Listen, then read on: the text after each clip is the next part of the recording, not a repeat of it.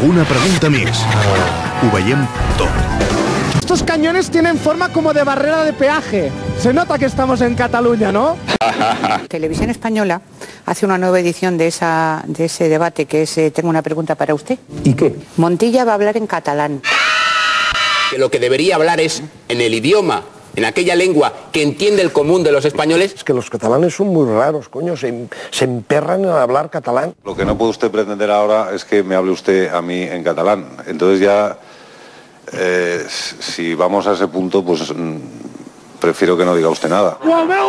Lo que más me preocupa es cuando surja la primera generación que se haya educado tanto la primaria como la secundaria en el País Vasco y en Catalunya.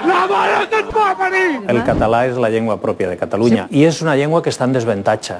Vostè no ho parla bé, jo tampoc. Ha millorat molt, eh?